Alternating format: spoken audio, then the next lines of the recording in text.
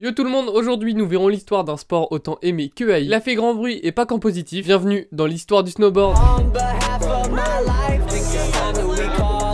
T'as vu ou pas ce timing? Bientôt c'est les vacances de février, il y en a qui vont partir au ski et moi je sors une vidéo sur le snow. Mais quel youtubeur incroyable! Pour commencer, nous nous dirigerons pas directement aux États-Unis comme certains pourraient le penser, mais plutôt en Turquie dans les montagnes de Kaknar en région de la mer Noire. Là-bas, on y découvre le tout premier ancêtre du snowboard. Les habitants du coin appellent ça le lastboard. Il fut inventé il y a plusieurs siècles. La board était fabriquée de planches de pin qu'on pliait à l'aide d'eau chaude. Après ça, on en collait 3 ensemble et on les rabotait un peu. Et étape finale, on cirait le dessous de la board pour qu'elle puisse glisser sur la neige. Les habitants s'en servait pour descendre les montagnes et y récupérer de la nourriture dans la vallée. Sur cet engin, on y glissait debout qui allait grâce aux petits bouts de bois vissés dessus. Rester en équilibre sur cet engin, ça devait vraiment être chaud de ouf. Justement, ils avaient pensé à tout. La planche était équipée d'une corde et d'un bâton pour rester en équilibre. Après, ça change pas que ça devait vraiment être casse-gueule. Aujourd'hui encore, les habitants de ces villages reculés pratiquent ce sport. Dans ce genre de village, il n'y a pas 1000 distractions. Donc le lastboard, au fil des siècles, est devenu un sport très populaire. Après, en vrai, faut pas se mytho, il y a plein d'autres ancêtres du snowboard. On a découvert des boards en Suisse ou en Autriche qui ressemblaient vaguement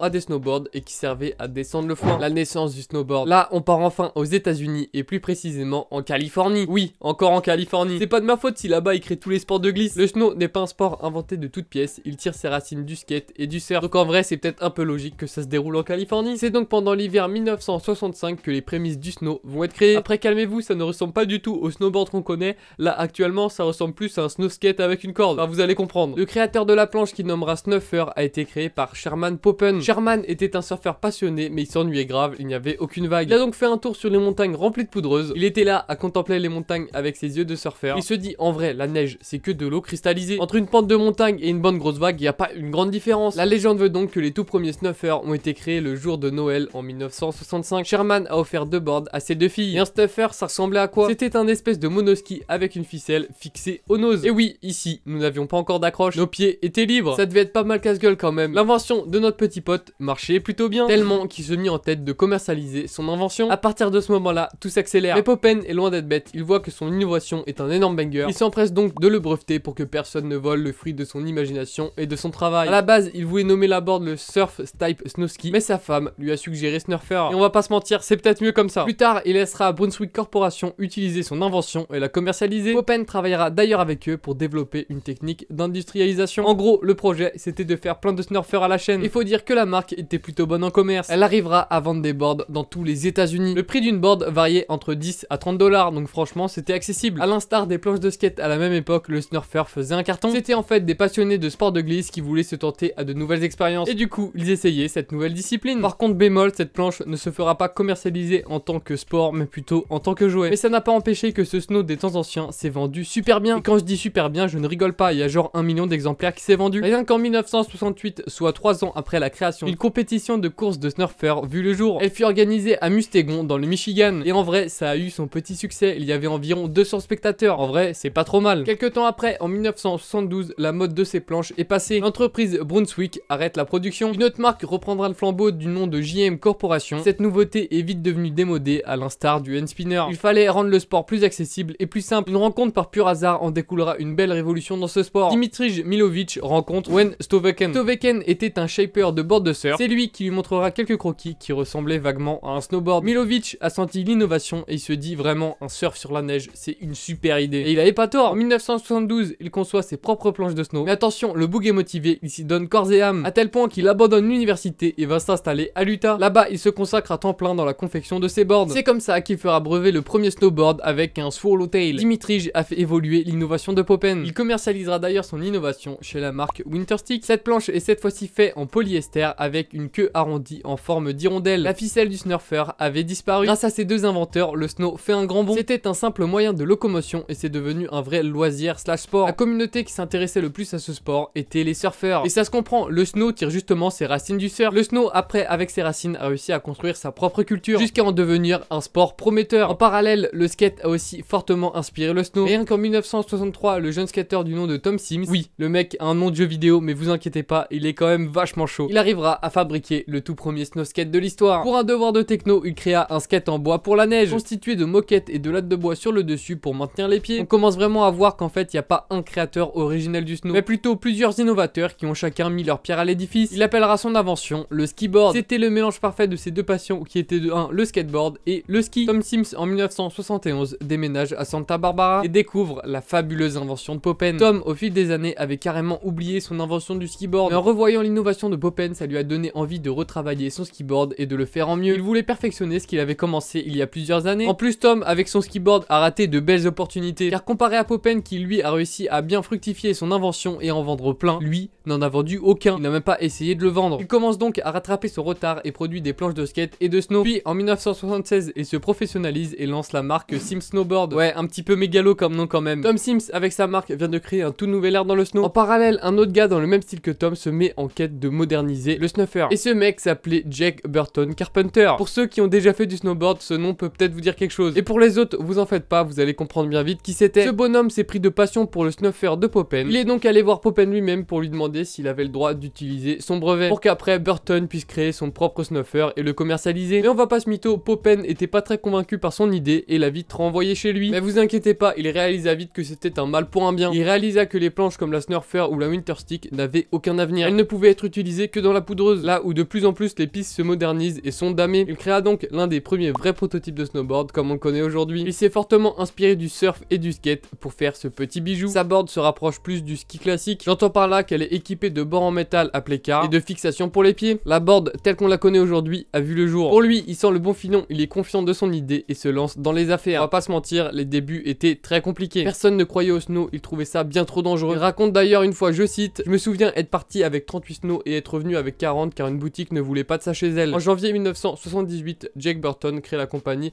Burton Snowboard. Entre lui et Tim, il n'y en a pas un pour rattraper l'autre en termes d'ego surdimensionné. Il fait un vrai pari sur lui-même. D'ailleurs, il est tellement déter qu'il quitte son boulot sur un coup de tête pour se mettre à 100% sur le snowboard. Il a le feeling, il croit fort en sa vision. Le snow a trouvé son public là où le ski était très réglementé, il fallait pas dépasser une certaine vitesse par exemple. Le snow est synonyme de liberté, les pratiquants se sentent moins bridés. À l'instar du skate et du surf, le snow était à contre-courant pendant les années 80. Eux aussi avaient cette image de jeunes voyous faisant n'importe quoi. Le snow passait aussi avec leur style qui se rapprochait fortement d'un style de skater, genre gros baggy, tout ça. Quand le snow a vraiment commencé à se démocratiser, le ski était déjà bien en place. Et voyez d'un très mauvais oeil cette arrivée. Il faut dire qu'au début c'était vraiment compliqué. Toutes les remontées, tire-fesses, etc. ne prenaient aucun snowboarder. Ils étaient perçus comme des dangers ambulants qui allaient blesser les skieurs. Après, on va pas se mentir, les pratiquants pendant cette période, ils ont pas aidé. Les snowboarders pendant les années 80 aux États-Unis étaient plutôt fêtards. Il arrivait même quelques fois que des snowboarders étaient bourrés sur les pistes. Ce mouvement va vraiment à contre-courant du ski qui avait cette réputation de sport sain et athlétique. C'est surtout qu'en fait, pendant les années 80, le snow était devenu le sport des jeunes. Voilà, c'est comme ça que le snow a gagné une sale réputation. Mais attention, notre sauveur est là. Jack Burton, grâce aux nombreuses boards qu'il a vendues, a gagné un peu de respect dans ce milieu. C'est pourquoi il a utilisé sa voix pour défendre au maximum les snowboarders. Après, ça l'arrangeait bien quand même, c'était un peu son fond de commerce. C'est simple, si aucun snowboarder ne pouvait surfer sur les pistes, le chiffre d'affaires descendait fortement. Et il est malin quand même. Pour réussir son coup, il s'est battu avec les stations de ski. À force d'acharnement, il arrive d'ailleurs en 1983 à faire tenir les premiers championnats nationaux de snowboard qui se déroulaient à la station Stowe Valley dans le Vermont. Le nom de sa compétition était US Open. Mais attention, son grand rival de toujours et ami Tom a fait lui aussi sa propre compétition. Du nom de Moons Baker Banquet Slalom. La compétition de Tom était tellement hype que Thrasher Magazine ira même couvrir l'événement. Grâce à cet article, les premiers magazines de snow verront d'ailleurs le jour. Le premier magazine étant Absolute Radical. Pas longtemps après, on aura aussi le droit à l'ouverture du célèbre Transworld Snowboarding Magazine. En 1986, bonne grosse réussite. Le snow est maintenant autorisé dans la plupart des stations de ski américaines. Avec tout ça, on verra aussi fleurir le snowboard professionnel. On avait par exemple le snowboarder pro en Californie, Tori Kiddell, qui a gagné sa popularité dans le milieu grâce à ses photos impressionnantes et aussi grâce au film produit par Sim Skateboard nommé Snow Days, sorti en 1988. Ce mec est une étoile montante, il réussit partout. Il rentrera d'ailleurs le premier Mac Twist de l'histoire du snowboard, qui est à la base une figure de skate créée par le célèbre skater Mac McGill. Plusieurs disciplines se dessinent clairement. On a de 1 le halfpipe et de 2 la course, le slalom. Jusqu'alors, Kidwell dominait le halfpipe. Il était le snowboarder. Mais ça ne va pas durer, il aura un concurrent redoutable. Ce snowboarder était Craig Kelly. Il signera d'ailleurs le tout premier pro modèle de l'histoire du snow chez Burton avec la Mystery Air. L'avantage incroyable de la rivalité entre Kelly et Kidwell était qu'ils donnaient tous deux le maximum en compète et en dehors, ce qui a fait progresser la pratique bien plus vite. L'explosion du snowboard. Au fil des années, le snow s'exporte ailleurs que dans les montagnes des États-Unis. Par exemple, on peut voir en 1987 l'une des premières pubs avec des snowboarders. Maintenant, les pratiquants peuvent entreprendre des choses dans le snowboard, là où avant c'était super super risqués. Par exemple, Craig Kelly a réussi à créer ses propres camps d'entraînement d'été de snow du nom de Craig Kelly World Snowboard Camp. Et hop, on arrive en 1990, le sport commence à être partout. On commence à voir de plus en plus de snowboarders dans les pays d'Europe, comme par exemple en France ou en Espagne. Et avec toute cette effervescence, de grandes compétitions de snowboard auront lieu. En 1994, l'une des compétitions les plus iconiques du snow voit le jour. Et c'était les RN Style. La compétition était démentielle, surtout pour l'époque. C'est d'ailleurs en partie grâce à ce genre de compète qu'on verra le snow au JO de 1998 à Nagato. Vous vous rendez compte, le snow a carrément dépassé le skate en termes de reconnaissance et d'acceptation par le grand public. Dites-vous, le skate a été accepté au JO que 20 ans plus tard. En vrai, ça peut peut-être s'expliquer. Le snow a réussi à prendre une partie de l'image du ski qui était reconnue et valorisée. Le snowboard a aussi peut-être ce côté plus impressionnant. On a moins besoin de connaître la discipline pour être ébloui. Si je monte un cockney flip à quelqu'un qui ne connaît pas grand chose à la discipline, il sera pas tant émerveillé que ça. Pourtant, pour les skateurs, ou en tout cas pour moi, c'est vraiment un trick impressionnant. Voilà, en tout cas, c'est ici que ma vidéo se termine. Je me suis arrêté aux années 2000 car ma vidéo est assez longue. N'hésitez pas à me dire si vous voulez un épisode 2 sur les années 2000 à aujourd'hui. J'espère en tout cas que ça vous a plu. Et si oui, n'hésitez pas à manifester votre joie avec un like, un abonnement ou un partage. Ça ferait extrêmement plaisir. Au cas où je ne vous vois pas, bon après-midi, bonne soirée et bonne nuit.